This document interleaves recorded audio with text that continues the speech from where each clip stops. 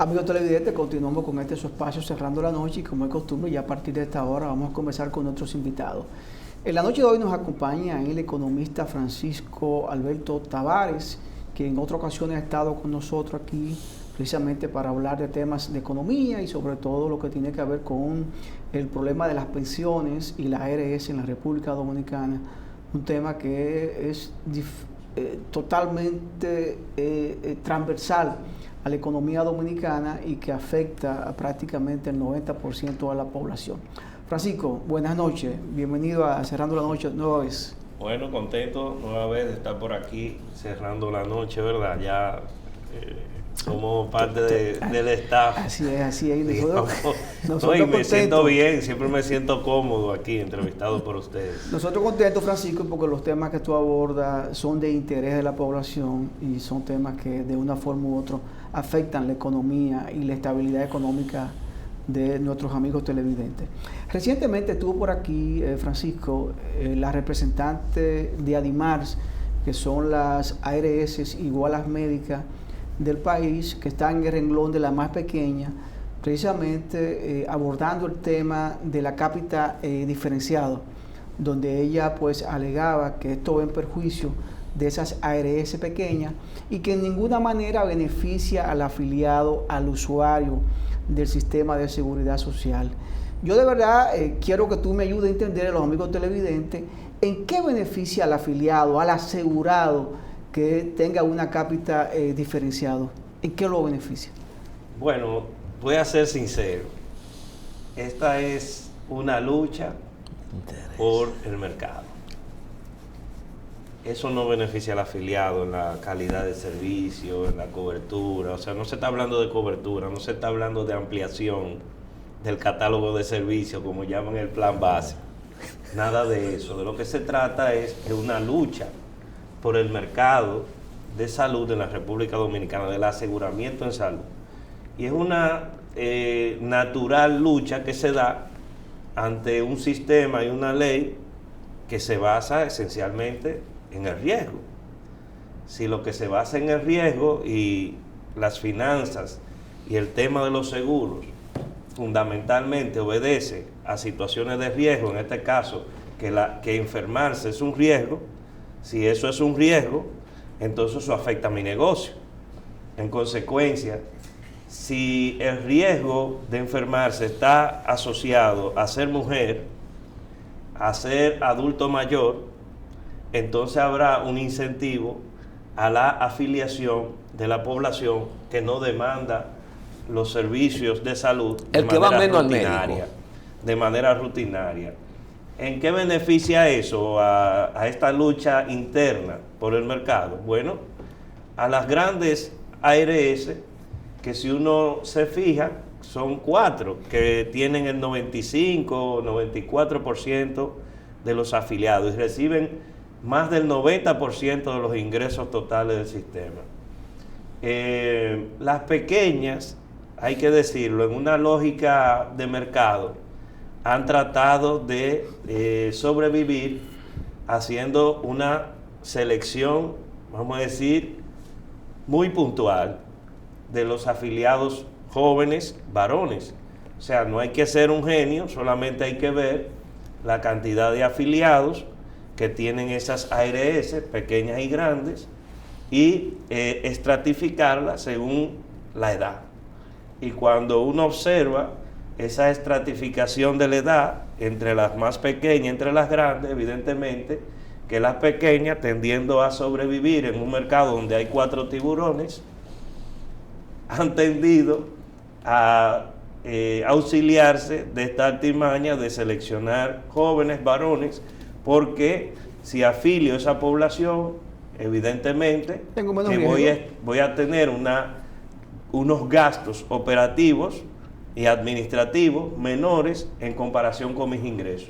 Entonces, cuando usted ve las ganancias que reciben las ARS, usted dice, bueno, pero ¿cómo esta ARS tan pequeñita recibe, o sea, que tiene un 3, un 4% de los afiliados, quizás menos, recibe 200, 300 y hasta más de 1.000 millones de pesos en algunos casos? Entonces tú tienes que ahí un poco detenerte, analizar cuál es la práctica en el mercado. Entonces la diferenciación por riesgo lo que viene a significar es una mejoría de las condiciones financieras de las ARS más grandes. O sea, perjudican en el fondo las pequeñas. De alguna manera la pone en una situación de desventaja o de desventaja. Por lo que yo entiendo, Giovanni y Junior, que aquí lo que tiene que garantizarse es determinadas reglas competitivas en igualdad de condiciones entre grandes y pequeñas, aunque es una práctica del negocio del aseguramiento en salud de que la cápita se diferencia. Eso no es nuevo.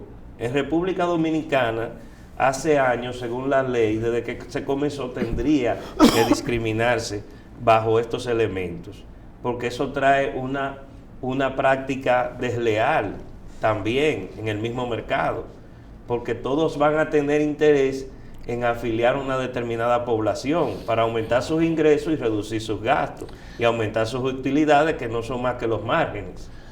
Dos cosas. Uno, posiblemente eso se resolviera fácilmente si nos abocamos a lo que yo y tú creemos. Una única ARS y pública. Todo lo otro complementario. Primero, pienso se resuelve el problema, ¿verdad? En ese sentido, porque no habría esa competencia, un monopolio del Estado con el derecho a la salud de la gente, lo primero. Segundo, a partir de esa participación de Jocelyn, tuve algunas interacciones con muchas personas. Y hay cosas que yo no entiendo, y quizás por eso algunos entendieron que yo estaba asintiendo cuando preguntaba algunas cosas. Y entiendo ahora por lo que tú dices que efectivamente no se trata de mejorar los servicios, no se trata de eso, y que efectivamente están en riesgo las pequeñas ARS frente a estos 4 tiburones que están identificados en el mercado. Hablaste de la discriminación o de la preferencia en la selección. Y si yo no estoy equivocado, Francisco, le decía a alguien, y te repito a ti, la puerta de entrada al sistema es a partir de que tú eres empleado, si estás en el régimen contributivo. Y cuando un empleador envía la novedad al sistema, hasta donde tengo entendido, es el propio sistema quien distribuye hacia cuáles ARS van los empleados, porque en algunos casos, yo que tengo una microempresa, tengo 7 empleados, y yo veo que unos cayeron en Senasa, por ejemplo, otros en Universal, otros en Mafre, y yo como empleador no tuve nada que ver con eso. Al año yo decidí irme de donde estaba. ¿Por qué? Porque me fui para Senasa. ¿En qué momento es que inicia entonces esa labor de preselección de las aseguradoras para lograr captar a quiénes? A lo más saludable. ¿Cuándo inicia eso? Quiero saber. Bueno, toda ARS tiene un equipo de cazatalentos. Como tú mencionas, quizás el sistema te va redistribuyendo entre los distintas empresas aseguradoras del sistema, ¿verdad? Ahí están todas, desde pequeñas hasta grandes. Pero desde que se inicia precisamente el periodo en el cual tú puedes dar el salto, el cambio de una entidad, creo que después de un año, las ARS tienen equipos que se dedican a entablar relaciones con los directores de recursos humanos de las instituciones. Tienen vendedores. Tienen gente que hacen esa labor de preselección y de conquista.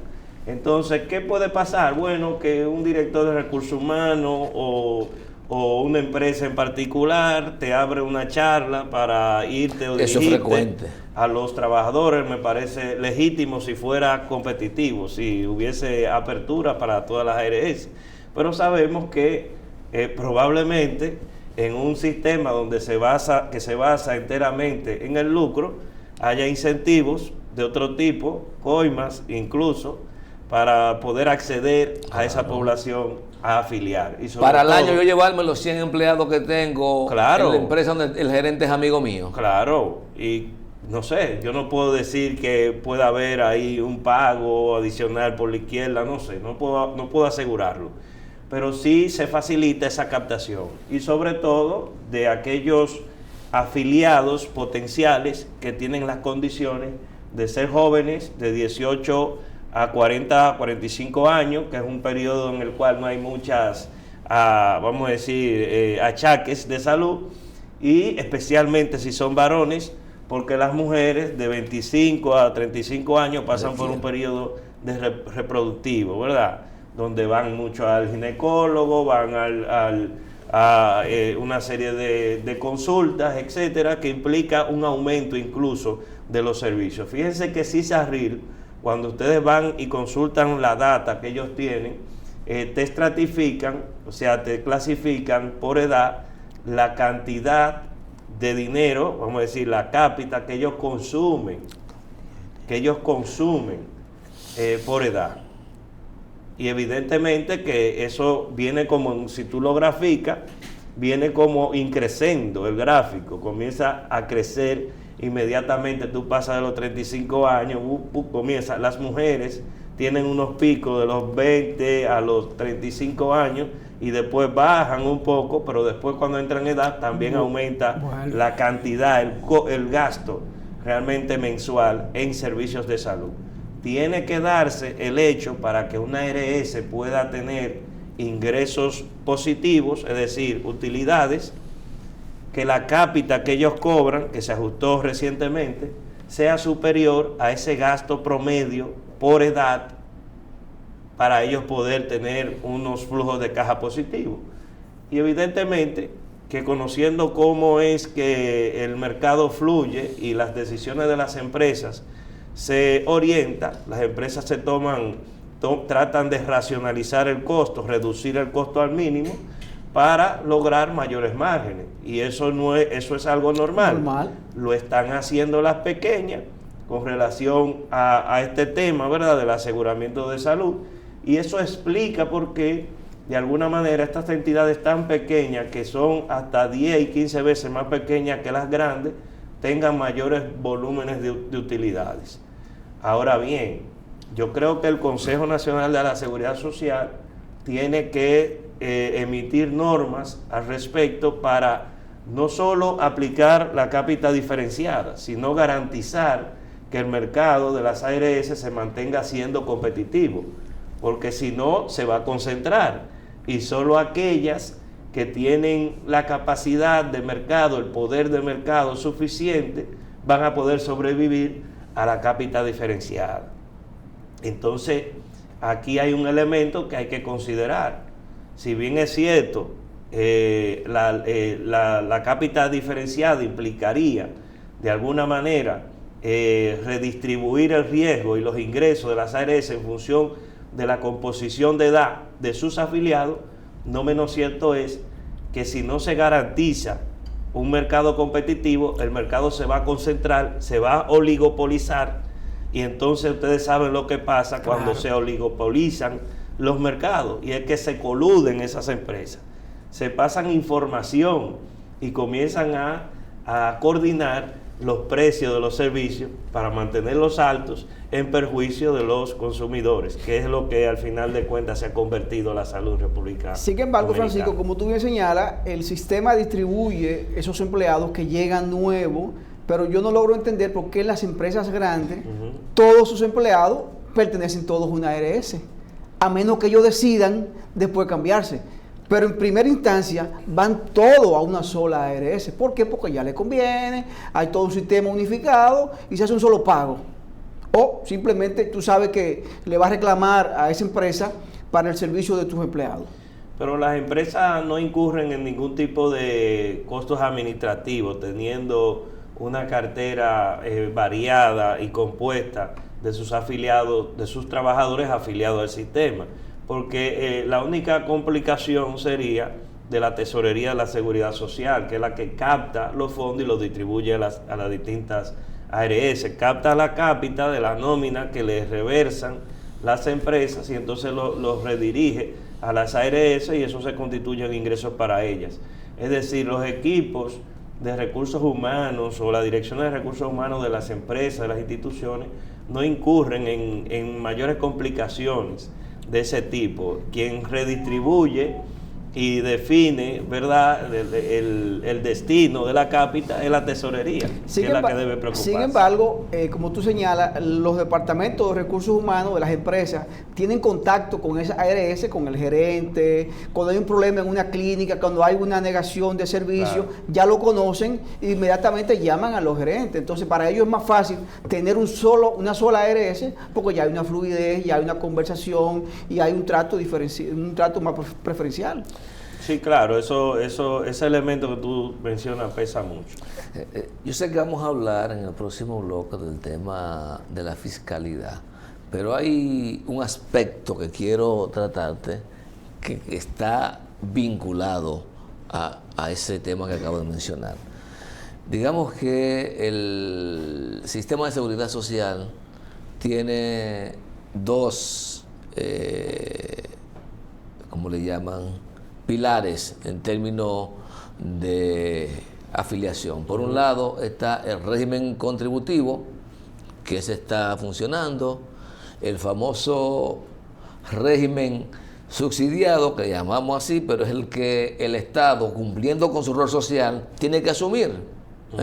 Le llamamos así, pero este régimen contributivo subsidiado, que no ha habido forma en casi 20 años de la ley de que se implemente. Y me parece lo mismo que el tema de evasión. Todo el mundo, el Banco Central censó que hay más de 480,000 micro y medianas empresas que están, a la mayoría en la informalidad. El régimen contributivo subsidiado está estrechamente vinculado a eso. Aquí se sabe cuántas oficinas de contadores públicos o de abogados, o cuántos médicos hay en el país con su consultorio y nadie quiere tocar ese tema. ¿Qué es lo que pasa? Bueno, te voy a mencionar primero el tema fiscalidad, porque creo que la seguridad social no se puede discutir sin el componente del financiamiento público, porque eso es una utopía. Decir que el Estado no va a poner un peso en la seguridad social y que hay que dejárselo al mercado, como mucha gente piensa que solo es ARS y CCI, ¿verdad? Capitalización individual para las pensiones. El componente fiscalidad es importante porque actualmente, bajo el modelo de fiscalidad que nosotros tenemos, el Estado no tiene espacio fiscal para hacer frente a un régimen subsidiado, contributivo subsidiado. Porque estamos hablando, Junior y Giovanni, de que hay más de 1.6 millones de dominicanos que son cuentapropistas. ¿Y qué pasa? Si nos llevamos del dato que nos da el oficialismo, es decir, el gobierno, de que hay un 97% de personas que están afiliadas al sistema, y dentro de ese 97% hay 48% que están en el contributivo, porque trabajan en la formalidad, quiere decir que del régimen no contributivo han metido ahí gente en vulnerabilidad, ¿verdad? Pobreza extrema, madres solteras, discapacitados, pero han metido también cuentapropistas informales. Claro. Por lo tanto, le corresponde al Estado definir de esa cantidad de personas, porque ya se ha universalizado la cobertura prácticamente, pues está hablando casi 98% de la población tiene un seguro, o lo tiene contributivo o lo tiene totalmente. Pero Senasa tiene casi 7 millones entre los dos regímenes. Sí, Senasa tiene 5 y pico de millones, casi 6, en no contributivo. Exacto. Y contributivo hay 2 millones y pico. 2 millones, sí, son 7 millones, 7.5. Es decir, que hay una cobertura casi universal. Y eso es importante porque digamos que todo régimen de seguridad social tiene que tender a la universalización, es decir, que no se quede nadie. Ahora bien, ahí están manso y cimarrones. Metieron cuentapropistas que tienen capacidad contributiva y por un asunto clientelar lo han metido ahí sin necesidad, sencillamente porque el Estado no ha querido o políticamente no le ha dado la gana de constituir el régimen contributivo subsidiado y crearle un mecanismo a los trabajadores independientes, aquellos que se dedican a la cultura y a otros temas, que no necesariamente tienen que ser trabajos, digamos, trabajos tradicionales, y entonces tenemos este desbarajuste realmente en la afiliación al régimen de seguridad social en la República Dominicana. Porque yo digo, ¿cuál es la dificultad? Todo el mundo va a un barbero aquí. Claro. Si no tengo un local, tengo un patio. O sea, que es identificable. Claro. Y yo creo que eso se articula un poco también al tema que hablamos cuando el intento de reforma fiscal, el tema del monotributo para algunos agentes económicos, así como los cuentapropistas, o los trabajadores, o los autoempleadores, ¿verdad? Porque no sé si son trabajadores, claro, porque hay quienes tienen una unidad con 3 personas que dependen de ellos. Incluso el monotributo puede ser la vía para tú discriminar ahí quién va al no contributivo y quién va al al contributivo subsidiado. Porque quien te ingresa al mecanismo del monotributo es una pequeña empresa, mediana o micro, una pequeña empresa, ¿verdad? Que son las que están en informalidad, que no pueden cargar con la fiscalidad ortodoxa, ¿verdad?, que tiene el código. Entonces inmediatamente esa empresa entra ahí, tú dices, ¿cuántos dependientes tiene? Son tantos. Entonces yo digo ahí, bueno, pues vamos a buscarle una vía para que ellos se afilien al régimen de seguridad social. Ustedes van a pagar en ese monotributo. El monotributo. Y ya, al abogado, al médico, al plomero, al pintor, que genera su chelito en la informalidad. Entonces usted le dice, mire, afíliese a este sistema, porque usted va a tener protección. Usted paga tanto y nosotros... Y estos son los beneficios. Estos son los beneficios. O sea, no hay pérdida. Y va a contar con una pensión en el futuro, no hay que pérdida, sea mínima. porque quien no tiene seguro, es mejor tener un seguro que te cubre de cualquier enfermedad que pueda tú sufrir. Eso es como el anuncio de la CD. Es mejor pagarle que no se vaya. Exactamente. O sea, yo no veo el desincentivo de la gente a no quererse afiliar. Lo que yo veo que hay limitaciones estructurales que tienen que ver con el financiamiento de ese sistema. Francisco, excelente, de verdad que pudiste, yo creo que clarificar algo con relación a lo que es la cápita diferenciado, creo que está bastante claro. Así que vamos a ir a una pausa con tu permiso. Adelante. Señores, conversamos con Francisco Tavares, economista. Con él vamos a una breve pausa y volvemos en breve con la parte final de esta interesante conversación.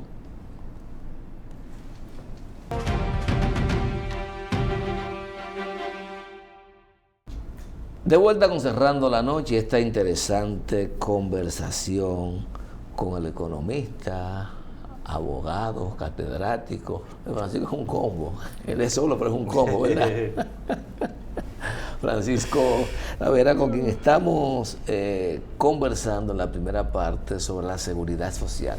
Sin embargo, a través de la Fundación Juan Bosch, que es una entidad que ha estado desarrollando unas labores de investigaciones importantísimas vinculadas a los derechos de la gente, sí, fundamentalmente, han estado trabajando un tema actual, estrechamente articulado a todos esos bloques de derechos que encierra la seguridad social y otros que no. Y tiene que ver con la fiscalidad de la desigualdad y el estado mínimo en la República Dominicana. Yo pienso que a lo mejor no necesita mucha aplicación, pero el solo título dice por dónde anda la cosa. Sí, bueno, este es el último trabajo que realizamos en coautoría con Matías Bosch, de una secuencia de 6 trabajos que ya realizamos en el año 2025 y que tienen una concatenación.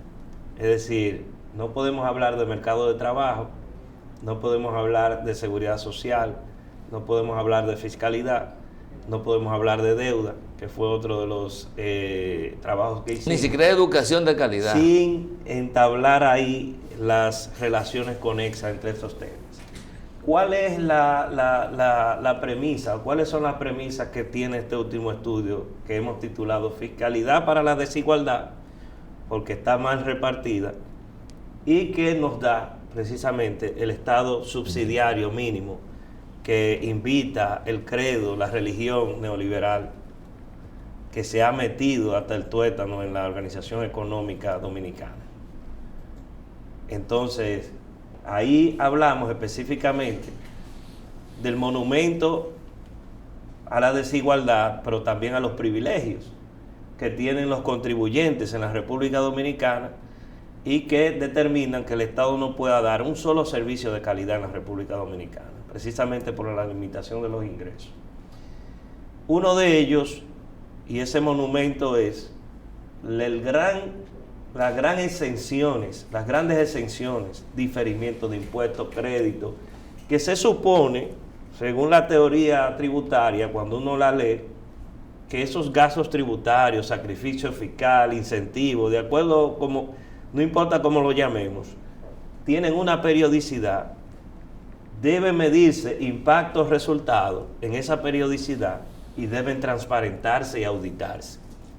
Por eso están en el presupuesto desde el año 2008, que fue cuando el Fondo Monetario Internacional, en aquel acuerdo stand-by, sabe que el fondo siempre lleva cosas novedosas para aplicarse en los países, para supuestamente ser más transparente en términos presupuestarios.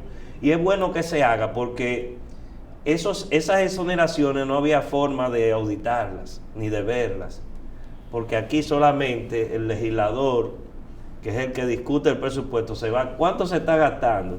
Se va al gasto directo, pero no está viendo que hay más de casi 400,000 millones de pesos que se está prácticamente regalando sin ningún tipo de auditoría, sin ningún tipo de evaluación, porque si yo le doy 50,000 millones a la zona franca, yo tengo que evaluar el desempeño de la zona franca y ver si eso que yo estoy invirtiendo, porque el Estado está invirtiendo en cada empleo que mantiene esa industria en el país, me está revirtiendo en beneficio neto.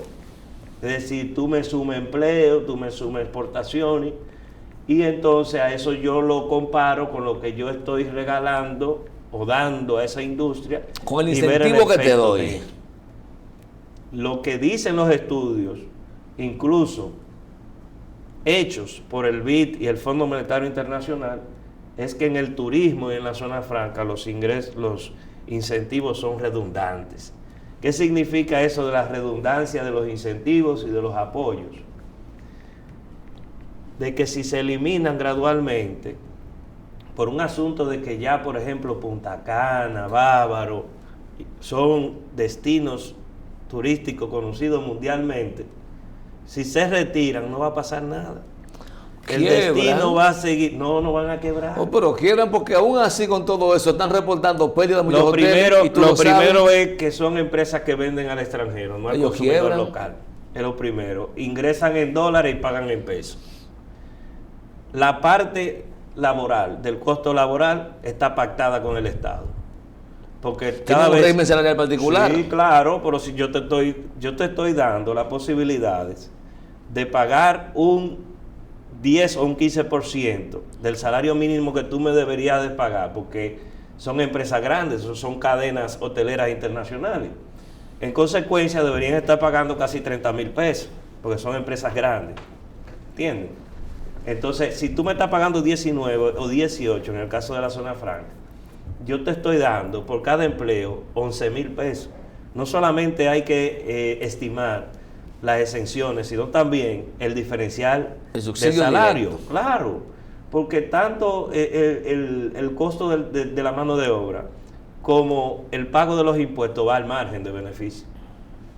Es decir, que esas son empresas que viven en un idilio, en un paraíso, realmente para operar. Y entonces tenemos una situación realmente complicada, porque nuestro modelo económico se basa en estas empresas que generan una X cantidad de exportaciones, pero también generan divisas, y que nos chantajean con que si le quitamos esos impuestos, se van ahí, porque hay una carrera internacional hacia la reducción de los impuestos. Es decir, los mismos paisitos con las mismas condiciones nuestras se pelean entre ellos para ver quién pone ¿Quién da más? Quién da menos. Y eso es lo que nos lleva, Junior, a lo que llamamos el Estado mínimo. Y una pregunta, yo creo que una conversación acá Sí. con el decano de la Facultad de Ciencias Económicas y Sociales de la UAS nos dijo, si mal no entendimos, que a pesar de todo eso, muchas de las empresas que administran esos hoteles reportan pérdidas en República Dominicana. Esa es una de las fatalidades, porque recientemente hicimos un estudio de los trabajadores del sector turismo y de la construcción. Y en las entrevistas que hicimos en el terreno, con los sindicatos, con los trabajadores del turismo, nos expresaban que ellos tienen derecho a una bonificación que depende de las utilidades El 10%. que genere ese hotel. Pero adivina qué, de utilidad. ellos reportan pérdida, ellos hacen una declaración consultiva a la DGI. Consultiva, no es con fines tributarios, sino para ver Cumplir el flujo. requisito. Sí, cumplir el requisito y ver el flujo de caja. Y esos bárbaros reportan pérdidas. Claro. ¿Cómo una empresa, Y que se esté expandiendo, sobre como una todo. empresa, Junior, que no paga impuestos, que recibe ingresos Que tiene del clientes exterior, permanentes. que te pagan en dólares, y que aparte de eso tú tienes una tasa salarial preferencial en esta economía, tú me vas a declarar pérdidas? ¿Cómo se hace eso? Oye, economistas no tan progresistas, para no decir conservadores y promercado como Andy, Como Andy. lo han dicho. Y dicen, bueno, esta gente no paga nada y declaran pérdida, pero no pueden ser tan descarados. Entonces, le hemos dado prácticamente muchísimos recursos que nosotros estimamos en 1.3 billones. Billones.